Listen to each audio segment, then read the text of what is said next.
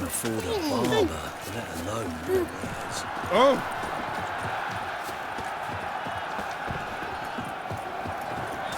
Giant belched forth the roar so horrid. This is an outrage! Out amidst As a family complaint, our friends in high places. But virtue Please give always them my trumps villainy. condolences. With his friends at his side. Need to speak to the Duchess, urgently. All right, you scamps. Story's done. Go find your parents. But the Palmerine, what about the story of Riddick and the dragon? Tales for another time. But take a good look at the man who stands before you now. This is Geralt of Rivia, the master witcher who lent his valiant hand to the defeat of the giant Goliath. Master Witcher, is it true virtue always trumps villainy?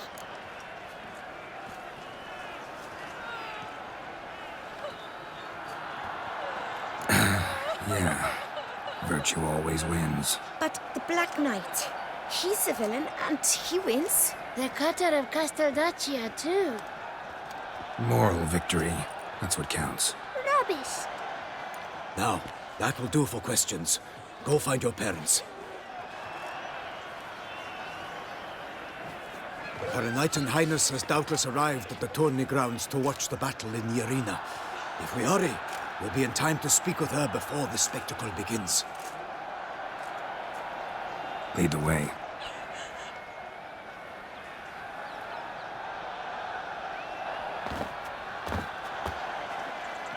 Who's fighting? Nilfgaardian gladiators? Close, but not quite. As you will soon see. Someone's gonna fight a Shalmar? With only some bells on its tail to confuse it, slow it down? Whatever is the problem? The beast is a gift from the Emperor, no less.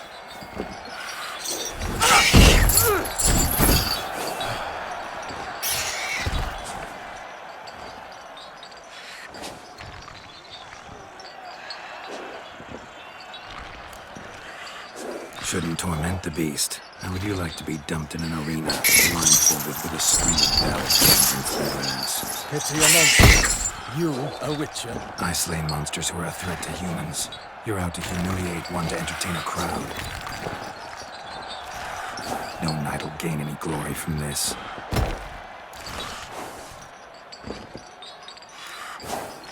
Who's going to fight the beast? Guillaume, the young man you met. Yeah.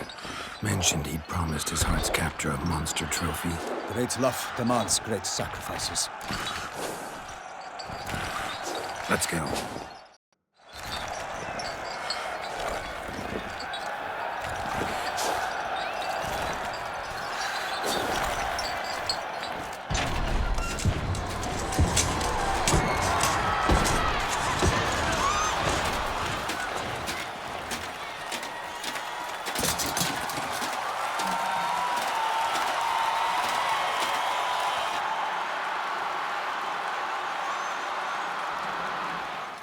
I dedicate my imminent victory to fair Lady Vivian.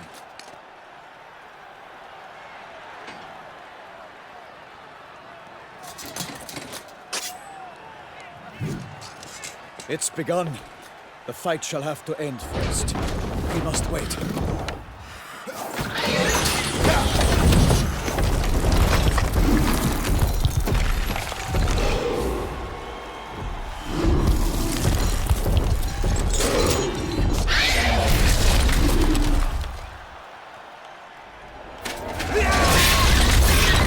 Got a bad feeling about this.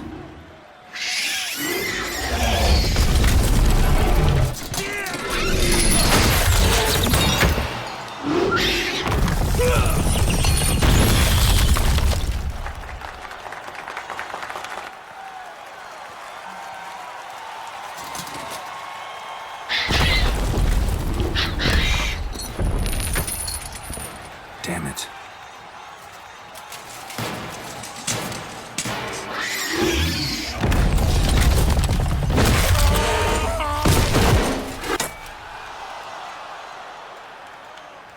We have to help him.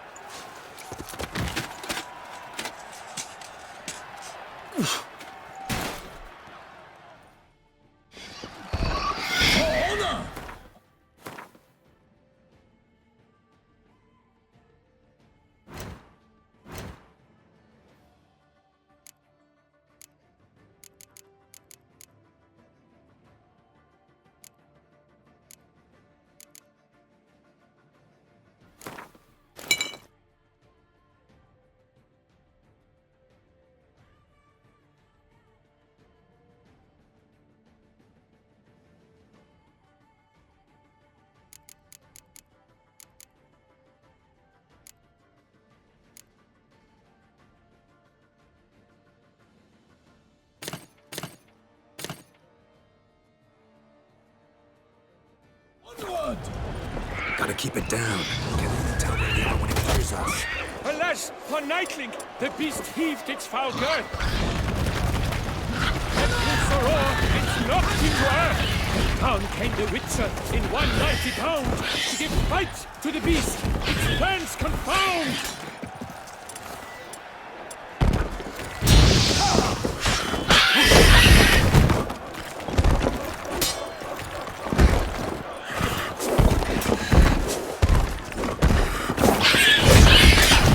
The fate of the beast has been weighed by the gods. Soon the Witcher shall triumph against all odds.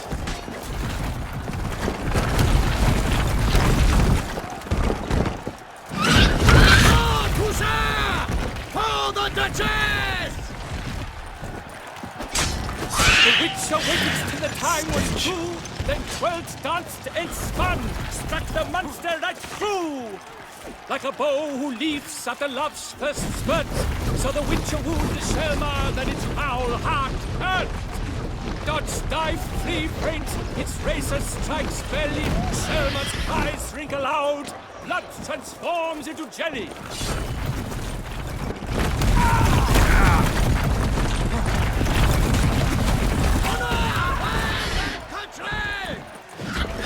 Alas, Hermione lies prostrate. He has breathed his last breath. Avenge, ye Witcher! My wraith is unto death!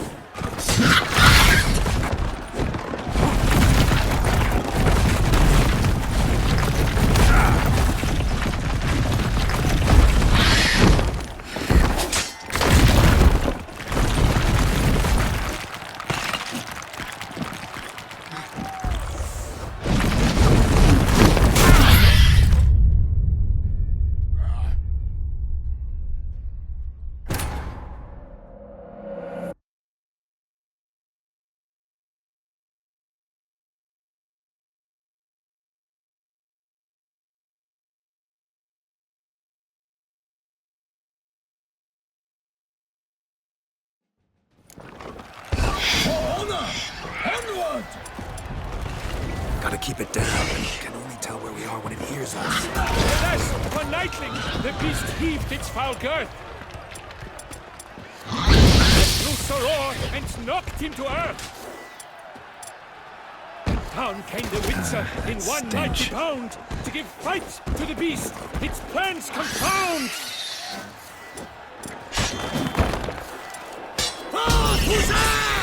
For the Duchess!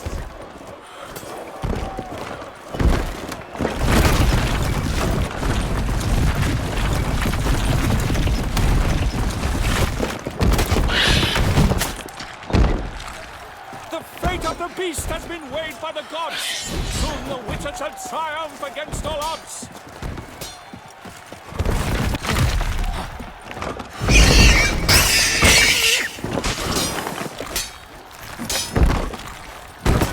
Honor, wine, and country!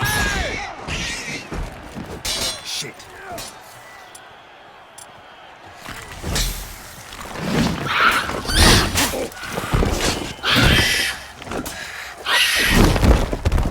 Damn it.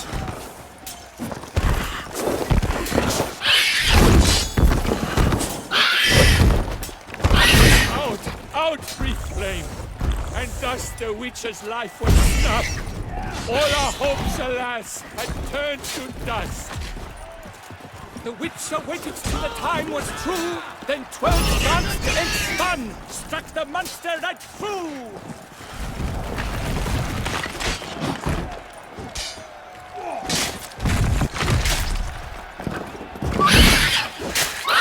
The bow who leaps at the love's first spurt, so the Witcher wooed the Selma, that its foul heart hurt.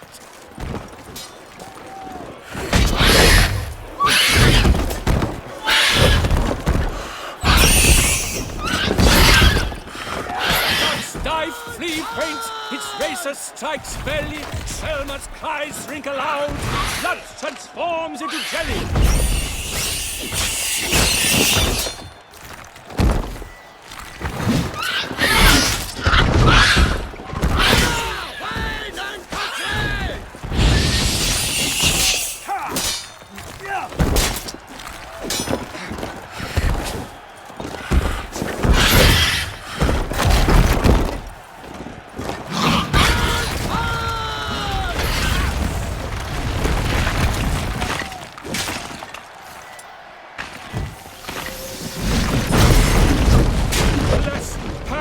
Lies prostrate, he has breathed his last breath.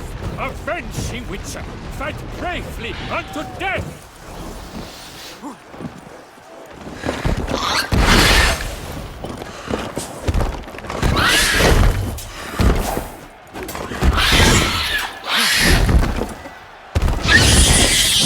Show me what you got.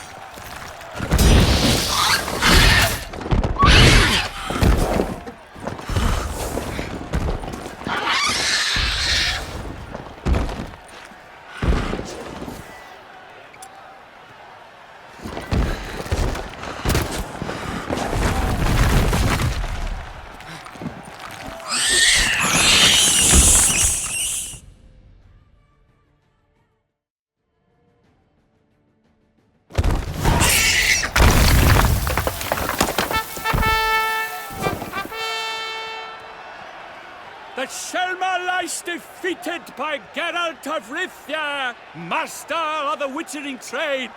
Behold, as the last gasps of life seep from the beast.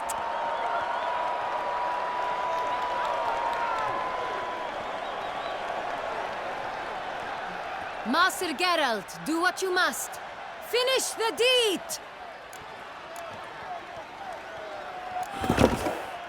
Monster's no threat. No need to kill it. A victor may always show mercy. It is his right. Long live Geralt the Merciful! Pikeman, see to the beast.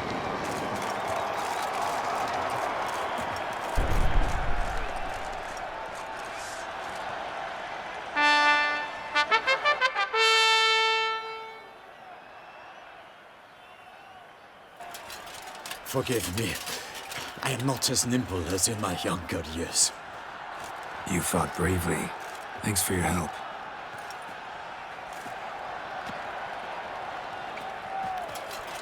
Guillaume. The lad came damned close to dying. I'm fine. Not hurt at all. Vivian? Smile as befits a hero and keep silent. Speech clearly pains you. She approaches.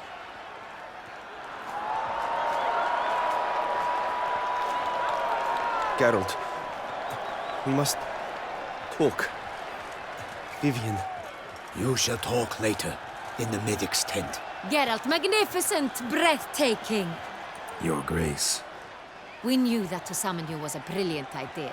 We are delighted, ravished to have struck upon it. And I'm truly honored. See to our young hero. Hop, hop. For we must make off with Geralt. We should talk. We had been long awaiting your arrival. Had nearly lost hope. Then suddenly, that entrance, so spectacular. Your Grace. Shaelmars are dangerous creatures, even to knights in full plate armor. Nonsense. In Toussaint, knights have battled beasts for mere glory since time immemorial. True. Guillaume suffered a few bumps, scars, and bruises, but in return gained eternal glory as he who slew the monster. What about the crowd? Say the Shaelmar had vaulted into the stands. Would have been a massacre. Geralt, though we value your fortuitous intervention in the arena, we would remind you your services have been retained, and as shall soon become clear, you will be generously compensated for completing another task altogether. Your Grace, my contract. I'd like to discuss it. Naturally, but not here. We shall need Damien. He led the investigation pending your arrival. But wherever could he be? Come, we must find him.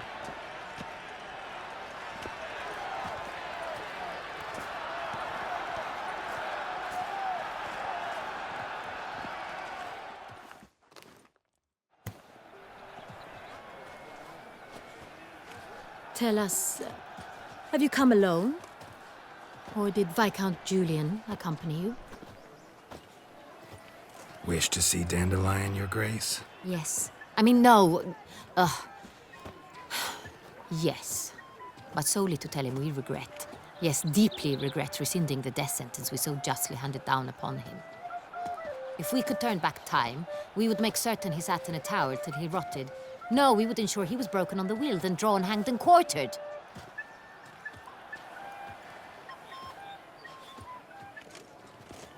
Ah, the very man we would entrust with these tasks.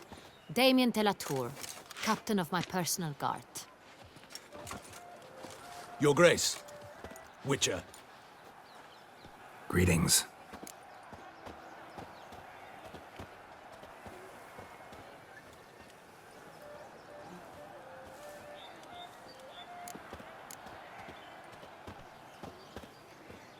I examined the body of the beast's last victim. Might have found something. Need to analyze it. A quiet place, that's what I could use most right now. And maybe the help of an alchemist or a mage. Also like to hear all you know about the previous victims. Take it Sir de la Tour is my man for that. Firstly, call me Damien, please. Secondly, you should know I spoke against summoning you here. I've heard much about you. You bring trouble, or thus far have, always. And we've enough trouble as it is. Yet we are capable of defeating the beast on our own, without an outsider's help. I've no doubt about it. Damien, we settled the matter of the Witcher's employ some time past. Definitively. Since you have broached it nonetheless, let us discuss Geralt's pay. Are the legends true? Do Witchers usually demand that which you find at home, yet did not expect? Not quite, Your Grace. Law of surprise, it's something we invoke at times, but rarely. Usually we just take gold. Disappointing. This law sounds rather romantic. On the other hand, on returning to the palace, we would likely find impatient petitioners or a set of sample fabrics for a new dress. Poor rewards, both. I fear you'd not have much use for any of the surprises we are likely to come upon. Thus, we've decided you shall receive the deed to a vineyard, Corvo Bianco, and a sum of coin. You will doubtless consider this adequate. Title to the vineyard shall be given to you at once. Surely you'll need lodgings while you hunt. The coin, however, will be yours only once you have slain the beast. Lovely, generous gesture, Your Grace. Corvo Bianco. Isn't it the Duchy's temporary morgue? Is it now? The Chancellery's bungled things again, we fear. Not to be left unsupervised for one instant. Yet, in its mood, a morgue should present minimal problems to a Witcher. What's more, nothing enhances a wine's reputation better than a grim legend. Thank you, Your Grace. I accept the contract, of course. But as I said before, I'll need some information. How'd it start? Who was the first victim? Crespi was the first to die. He was famed once for his many glorious tournament victories. Then he grew old, hung up his sword, and took to winemaking. Crespi was not loved by the wine merchants. He was ruthless in business and thought to cheat many a time. He asked us for a dispensation from all court ceremonies. We did not grant it. We could not. Once you've taken the oath of a knight, you remain a knight till death. How'd he die? Where'd they find the body? Quite unusual, the circumstance. He was at a feast when suddenly one of his fellow feast-goers noticed he was missing. The town watch found him an hour later, on his hands and knees, propped against the town pillory, his sword hanging from his neck. He had died of wounds inflicted with claws, not a weapon. Blows of great force. So he died suddenly, but the body was on its knees, meaning someone posed it. So it seems. Second murder. Tell me what you know. In the city there are certain nooks. No one reasonable ventures there after dark. Ramon Dulac's corpse was found in one such place. With the first murder, terror gripped the city. Its inhabitants grew wary, kept to safe areas. Consequently, news of the second victim came to us from a group of concerned cut-purses. Criminals fear the beast? Telling in a way. Take it you've excluded the possibility that Ramon died at the hands of these bandits. Do you believe me an amateur? Not hands, but claws killed Ramon Dulac. The wound was deep, clean. His body was found in the gutter, dressed in nightshirt and cap, a pillow placed under his head, and his sword replaced by a bed warmer. Ramon Dulac, a knight who but a dozen years past was an advisor to our father, the Duke. Someone went to a lot of trouble to make him look ridiculous. Maybe revenge was the motive. It's not out of the question. Dulac had shady dealings with the criminal underworld, but no one ever came forth with concrete proof of any misdoings. So, the first two victims were knights, best years behind them. The same could be said of the third. Sir Delacroix was wont to claim that in modern times knights face new challenges, enterprise being the latest addition to the chivalric virtues. He made a veritable fortune in the grain trade. Palmerin even nicknamed him Sir de la Stinchi. Found a coin pouch on his body. Contained florins dating from various times, hailing from different provinces of the Empire. Delacroix loved coin, true, but had no patience for numismatics. Lots of similarities between the victims. All the bodies were found in strange places under extraordinary circumstances. Seems the murderer, whoever or whatever it is, has some meaning to convey. These were honorable men. We are horrified by the disdain, the disrespect with which they were treated. These were knights of Toussaint. Blast it. Might be the point. From what you say, none was a model of virtue. Ever considered that's what the beast's trying to draw attention to? All the murdered men were knights who swore fealty to the 5 chivalric virtues. And even if Knights of Toussaint swear fealty to what virtues exactly? honor, wisdom, generosity, valor, and compassion. 5 virtues. Why are they so important to your knights? Strange question. Your Grace, forgive me. I'm a foreigner trying to understand another land's customs. You are forgiven. According to legend, the virtues we cultivate were bestowed upon us by the Lady of the Lake. How we truly came to espouse them, none remember. In Toussaint, we believe men of low birth should be simple-hearted and obedient. We expect much more, however, of our knights. They are to be soldiers and courtiers, lords and servants. Thus, the need for clear moral guidelines. At the time of his dubbing, a knight vows to demonstrate throughout his life honor, wisdom, generosity, valor, and compassion. Beast seems to be pointing up moral decay, denouncing it. Victims were all humiliated. Might have been murdered to emphasize their lack of specific chivalric virtues. Honor compromised by the pillory. Wisdom by ridicule. Generosity by a coin pouch shoved down a throat. It seems to fit, true, though not perfectly. Can't discount the theory if it's on the lips of everyone in town. Say our reasoning's right. Next murder will be just as showy and denounce the victim's lack of the 4th virtue, valor. We can also assume that victim will be an elder knight. Let's think.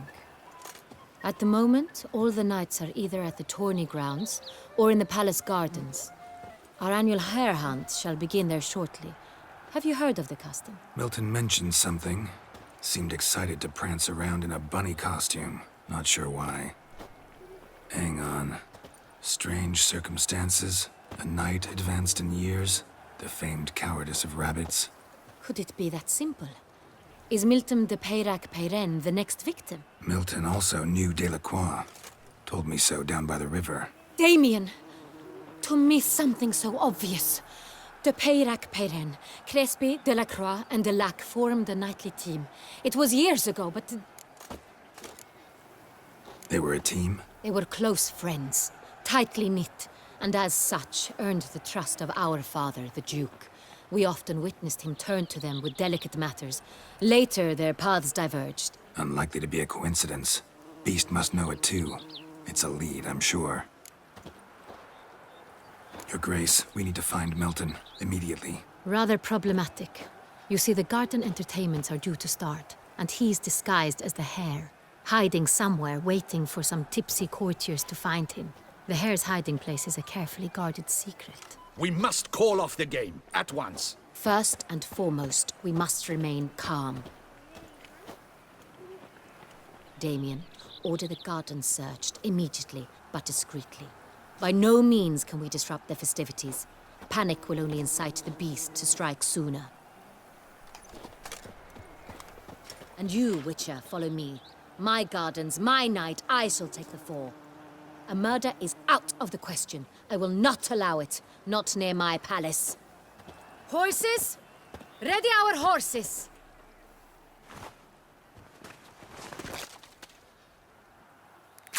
Your Grace!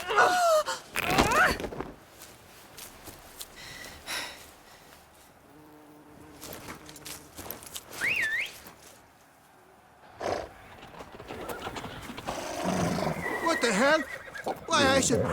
Your Highness, Mind it doesn't get wrinkled. Onward!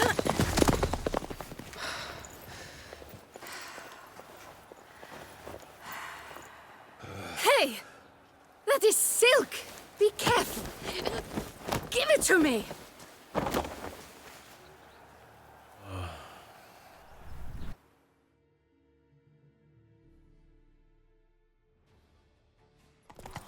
Faster, Geralt! Right like the wind! Hey there.